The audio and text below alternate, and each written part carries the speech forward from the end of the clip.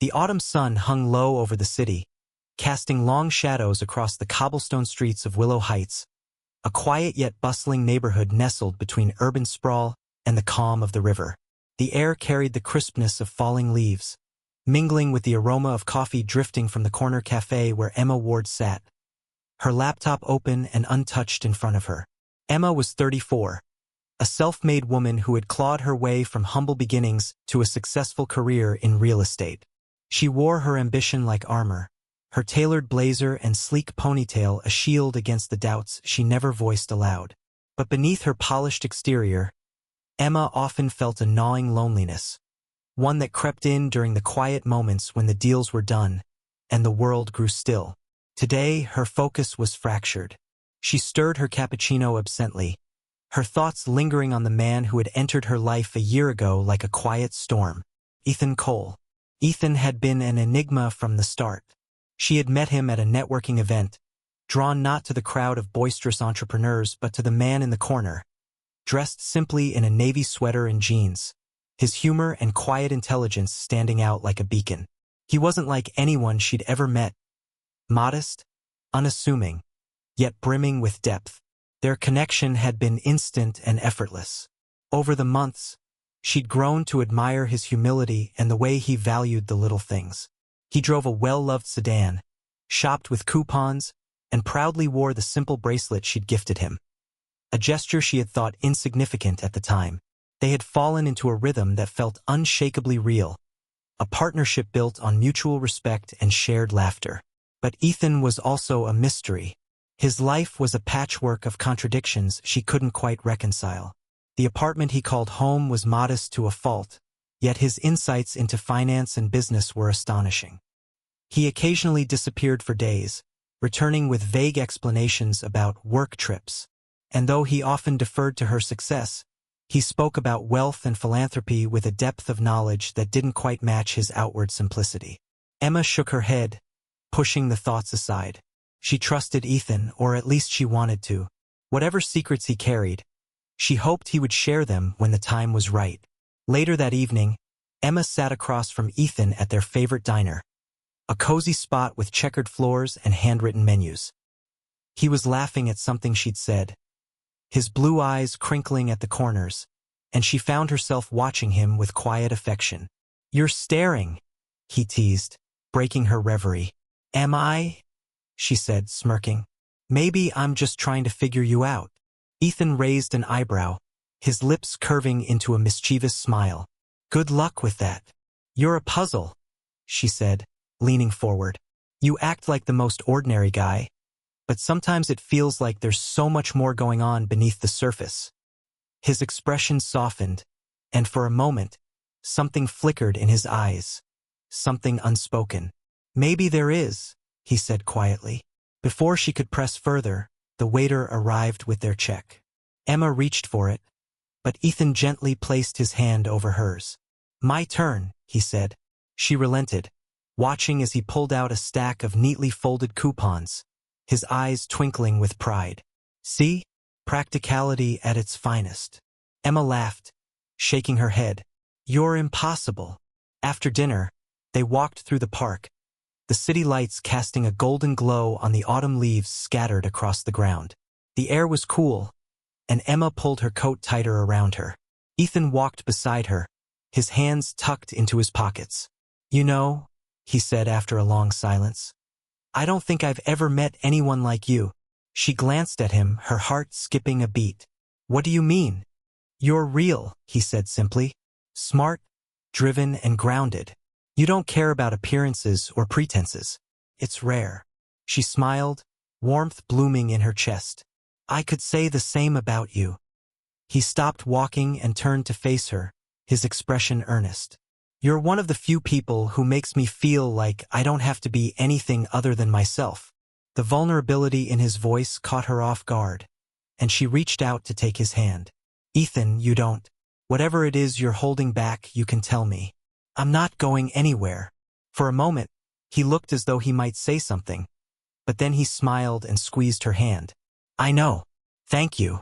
They continued walking, the weight of the unspoken settling between them. Emma didn't push further. She had learned to trust that Ethan would share when he was ready. But that trust would soon be tested in ways she couldn't anticipate. The thread of Ethan's secret life was about to unravel, pulling them both into a revelation that would change everything they thought they knew about each other and themselves. The following week, Emma found herself in Ethan's apartment, a small but tidy space on the edge of the city. She had always appreciated its simplicity. Bookshelves lined with paperbacks, a modest sofa, and a single framed photo of his late parents on the mantel. Felt unpretentious, lived in, and very Ethan. They were preparing dinner together, laughing as Ethan dramatically overestimated his cooking skills. "Step aside, Master Chef," Emma teased, nudging him gently with her hip. "I think the spaghetti is surrendering." "Hey, I'm a man of many talents," Ethan retorted with a grin. "Cooking just isn't one of them." As she stirred the sauce, Emma noticed his phone buzzing on the counter. He glanced at it, his smile faltering for a split second before he silenced the call. "Who was that?" she asked casually. "Just work stuff," he said, too quickly. He turned back to the cutting board, but Emma's brow furrowed. She had seen this before, Ethan brushing things off, avoiding details about his life outside of their time together. It wasn't the first time she had wondered what work really meant. The next day, Emma's curiosity got the better of her. After work, she decided to stop by Ethan's apartment unannounced. She told herself it was just a spontaneous visit, but deep down, she knew she was looking for answers to the questions he wouldn't ask.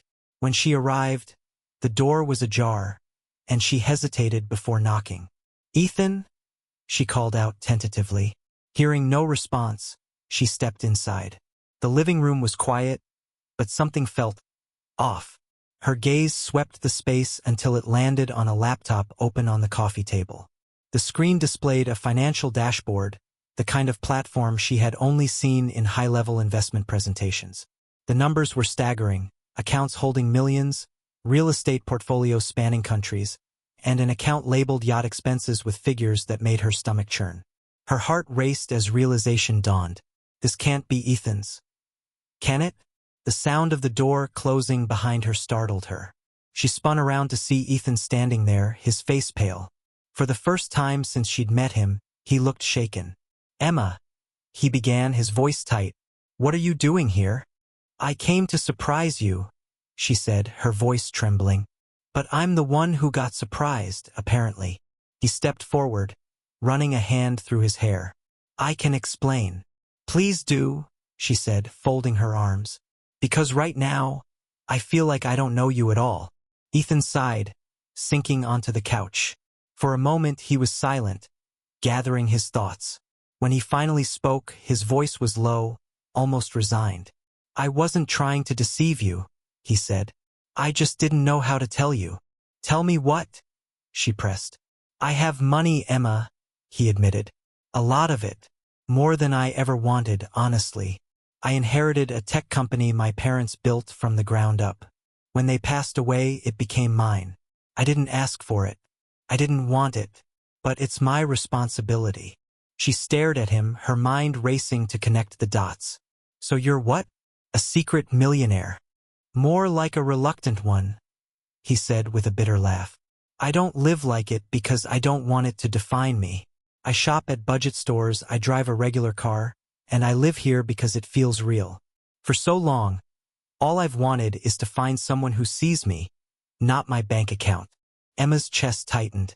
"That's why you didn't tell me." He nodded.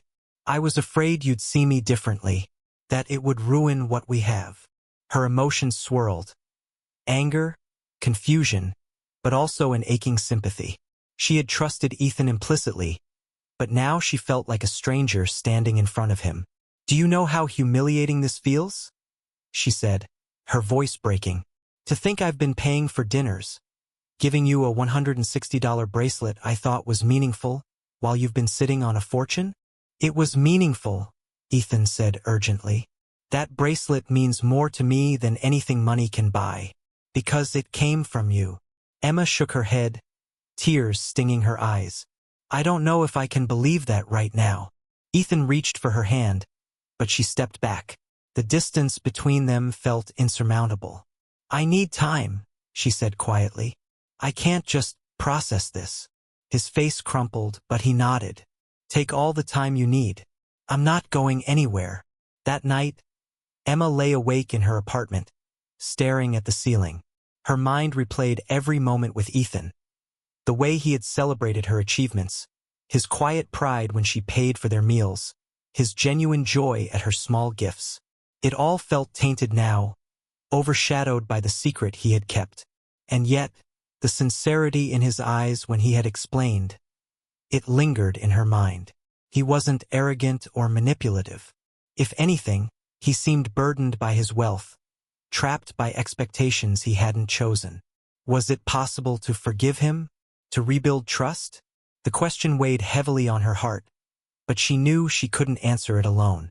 She needed to see him again, to hear the truth, not just about his wealth, but about who he really was, and to decide if their connection was strong enough to weather the storm of secrets and doubt. The next evening, Emma found herself walking to Ethan's apartment, her heart heavy with uncertainty.